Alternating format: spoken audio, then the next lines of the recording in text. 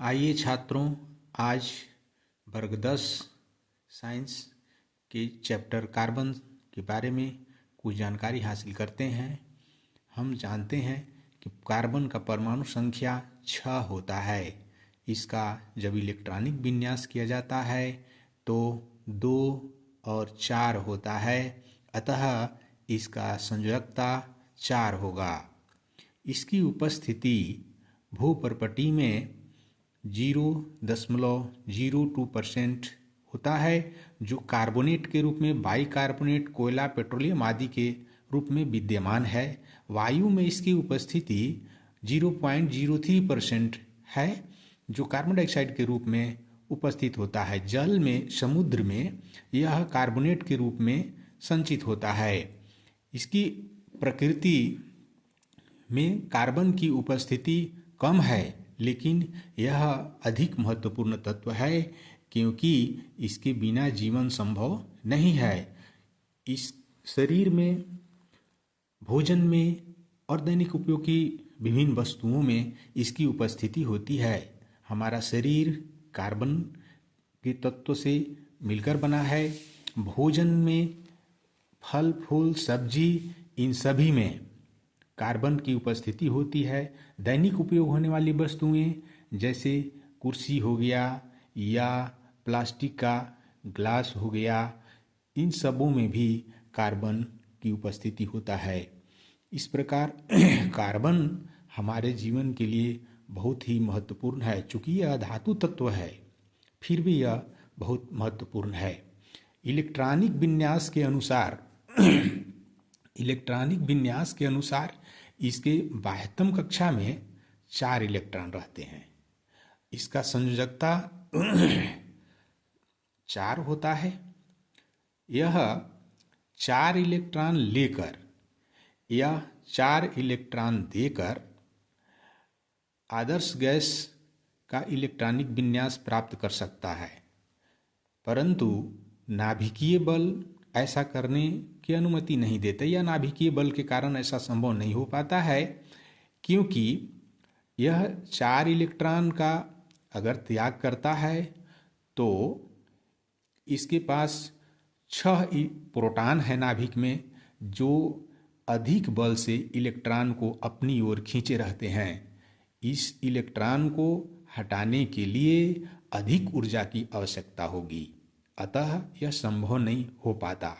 इसी प्रकार अगर 4 इलेक्ट्रॉन लेने का प्रयास करते हैं तो इस स्थिति में एक कार्बन के नाभिक, जिसमें कि प्रोटॉन की संख्या 6 है, 10 इलेक्ट्रॉन को धारण करना मुश्किल हो जाता है।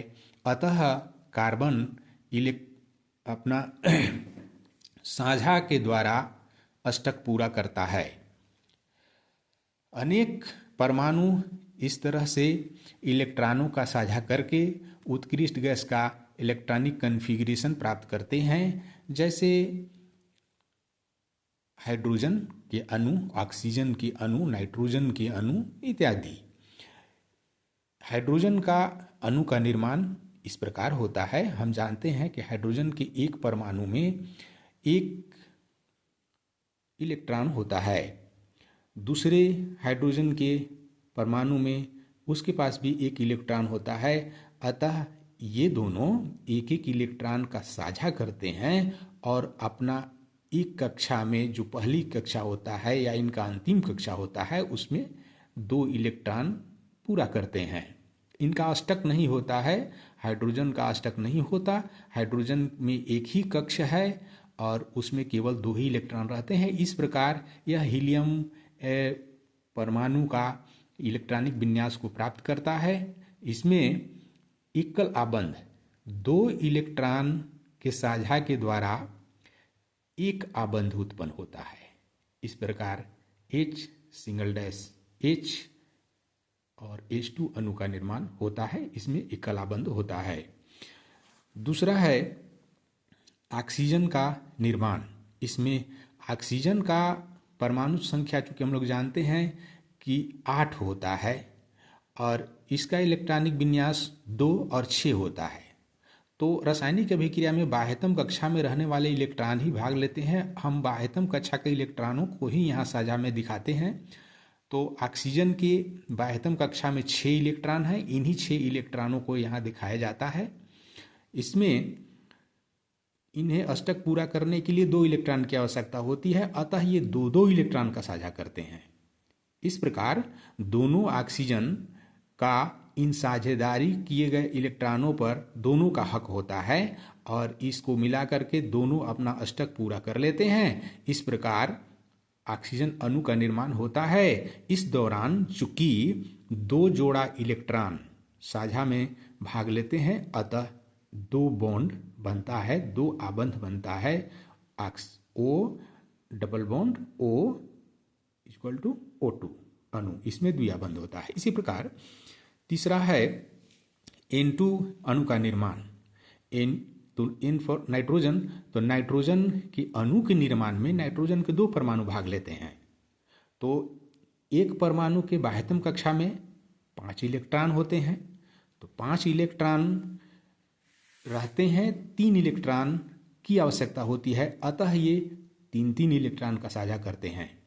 इस प्रकार साझेदारी के द्वारा ये अपना अष्टक पूरा करते हैं और इनमें 3 आबंध का निर्माण होता है। N ट्रिपल बॉन्ड N2 अणु का निर्माण होता है, इनमें त्रिआबंध होता है। अब अगला एक अणु है मेथेन CH4। ये CH4 है, इसका निर्माण कैसे होता है? तो कार्बन का संयोजकता 4 होता है, अर्थात इसको 4 इलेक्ट्रॉन चाहिए अपना अष्टक पूरा करने के लिए। 4 इलेक्ट्रॉन इसके पास हैं, तो कार्बन के 4 इलेक्ट्रॉन को 4 तरफ दिखाया गया है यहाँ। और 4, चूंकि हाइड्रोजन के पास 1 इलेक्ट्रॉन होते हैं, अतः हाइड्रोजन का ये 1 इलेक्ट्रॉन, इस हाइड्रोजन का 1 इलेक्ट्रॉन, मतलब ये चारों हाइड्रोजन अपने 1-1 इलेक्ट्रॉन से कार्बन के 1-1 इलेक्ट्रॉन के साथ साझेदारी करता है। इस प्रकार कार्बन का अष्टक पूरा होता है और इन हाइड्रोजन परमाणुओं का अपना कक्षा पूर्ण होता है। चूंकि हाइड्रोजन परमाणु में एक ही कक्षा होता है, अतः इनमें 2 ही इलेक्ट्रॉन रहेंगे। इस प्रकार ये मेथेन का अणु का निर्माण होता है, जिसमें कार्बन के चारों तरफ सिंगल बॉन्ड का निर्माण होता है और CH4 अणु बन जाता है। इसमें एक कलाबंध पाया जाता है। अब मेथेन, ये जो मेथेन है, इसका क्या उपयोग है? तो मेथेन का मूलतः अत्यधिक उपयोग ईंधन के रूप में होता है। यह CNG और बायोगैस का मुख्य घटक होता है। मेथेन गैस 2 परमाणुओं के बीच इलेक्ट्रॉनों के साझेदारी द्वारा बनने वाले आबंध को सहसंयोजी आबंध कहते हैं। पूछा जाता है कि सहसंयोजी आबंध किसे कहते हैं? तो 2 परमाणुओं के बीच इलेक्ट्रॉनों के साझा के द्वारा जो आबंध बनता है उसको सहसंयोजी आबंध कहते हैं। इन उपरोक्त अणुओं में सब में साझा हुआ है, अतः ये सब में सहसंयोजी आबंध का निर्माण हुआ है। अब कार्बन में अपरूपता देखी जाती है। कार्बन की, ये कार्बन जो तत्व है, इसका या किसी तत्व का 2 या अधिक रूपों में पाया जाना, किसी भी तत्व का 2 या अधिक रूपों में पाया जाना, जिनका रासायनिक गुण तो समान होता है लेकिन भौतिक गुण भिन्न होते हैं, ये अपरूप कहलाते हैं तथा इस गुण को अपरूपता कहते हैं। तो कार्बन विभिन्न रूपों में पाया जाता है, जैसे हीरा, ग्रेफाइट, फुलरीन, काजल, कोयला इत्यादि में कार्बन पाया जाता है।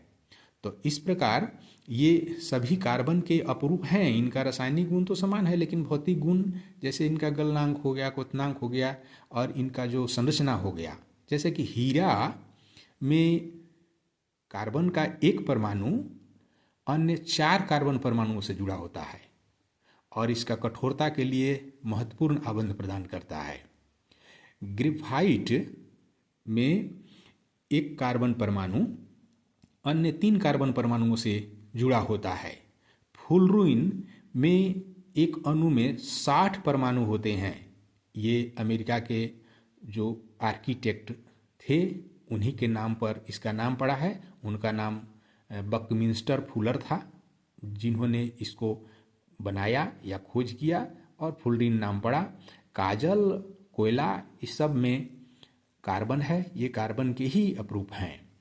तो ये अपरूप के बारे में हुआ आज इस अंक में। बस इतना ही। अगर वीडियो पसंद आया हो तो सब्सक्राइब करना न भूलें। धन्यवाद।